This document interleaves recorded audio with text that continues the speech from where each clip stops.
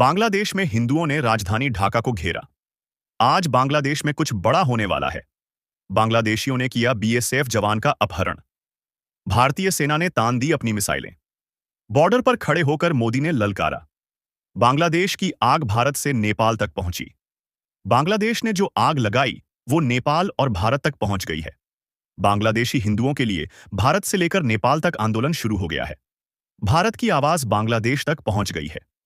Border पर पहुंचकर मोदी ने दहाड़ लगाई और उसके कुछ घंटे बाद ही बांग्लादेश की राजधानी ढाका को हिंदुओं ने घेर लिया।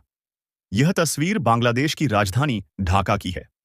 इससे पहले इसी तरह से ढाका में जनसैलाब 1 साल पहले दिखा था और उस दौरान बांग्लादेश के हिंदू घायल शेर बन गए थे। कट्टरपंथियों को जब घेरा तो बिलों में घुस गए थे।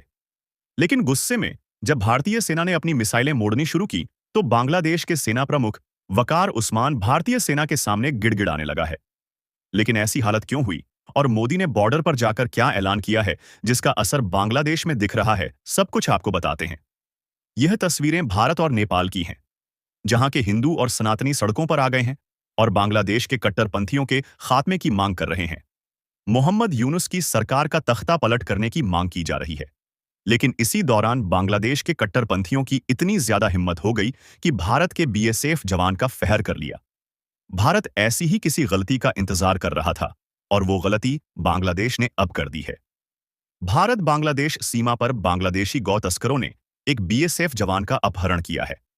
गौ तस्कर घनी धुंध का फायदा उठाकर जा रहे थे। इसी दौरान भारतीय जवानों ने खदेड़ा और धुंध का फायदा उठाकर एक बीएसएफ जवान का अपहरण कर ले गए। लेकिन जब भारत की सेना ने अपनी मिसाइलें बांग्लादेश की तरफ घुमाई तो बांग्लादेशी सेना के पास भारतीय जवान को छोड़कर कट्टरपंथी भाग गए। जवान का नाम वेद प्रकाश बताया जा रहा है, जो कि 174वीं बटालियन में तैनात है।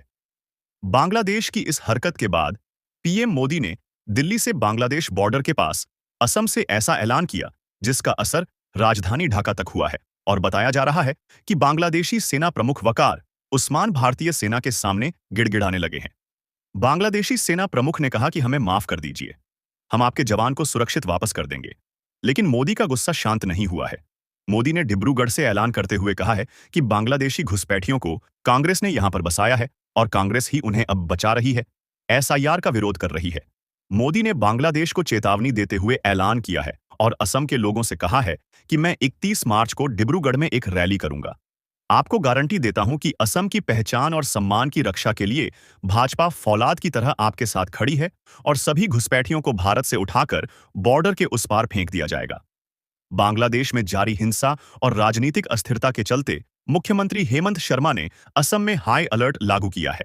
हेमंत विश्व शर्मा ने कहा है कि बांग्लादेश के हालात चिंताजनक हैं। वहां हिंदुओं पर अत्याचार और पूर्वोत्तर भारत को लेकर दिए जा रहे बयानों के मद्देनजर सरकार पूरी तरीके से तैयार है और किसी भी तरह की गलत गतिविधि पर जवाब भी दिया जाएगा। इस वक्त अगर सबसे ज्यादा कहीं बांग्लादेशी घुसपैठी है तो वह है बंगाल और असम। यहां पर पहचान बदलकर ये छुपे हैं। यह वही लोग हैं जिन्हें आतंकी भी आसानी से अपना मोहरा बनाते हैं।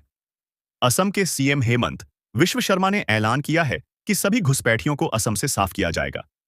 लेकिन बंगाल का क्या होगा, क्योंकि वहां ममता बनर्जी है? यह सबसे बड़ा सवाल है। भारत और नेपाल जैसे देशों से मिल रहे समर्थन की वजह से अब बांग्लादेशी हिंदुओं की भी ताकत बढ़ी है और शायद इसका ही असर है कि बांग्लादेश की राजधानी ढाका में एक बार फिर से हिंदू आंदोलन शुरू हो गया है। यह सही मौका है बांग्लादेश को सबक सिखाने का। दावा किया जा रहा है कि मोदी ने शाह और सेना प्रमुख जनरल उपेंद्र द्विवेदी के साथ एक मीटिंग की है जिसमें अजीत डोभाल भी शामिल हुए थे और दावा किया जा रहा है कि बांग्लादेश पर कोई बड़ा ऑपरेशन भारतीय सेना करने जा रही है। भारत के ऑपरेशन इसलिए भी जरूरी है क्योंकि इस वक्त बांग्लादेश में हिंदू और उनके धार्मिक स्थान सुरक्षित नहीं है। जिस दीपपूस के साथ बर्बरता की गई जांच में सामने आया है कि वह भी बेकसूर था। सबसे ज्यादा तो उनके लिए शर्म आ रही है जो भारत में गांजा और फिलिस्तीन के लिए तख्ती और कैंडी लेकर सड़कों पर घूम रहे थे। लगता है उन्हें बांग्लादेश में हिंदुओं पर हो रहे अत्याचार की तस्वीरें नहीं दिख रही हैं, या फिर वह देखना ही नहीं चाहते। ऐसे लोगों के लिए आप क्या कहना चाहेंगे और मोदी को ऐसे हालात में क्या करना चाहिए? कमेंट करके अपनी राय आप जरूर दें।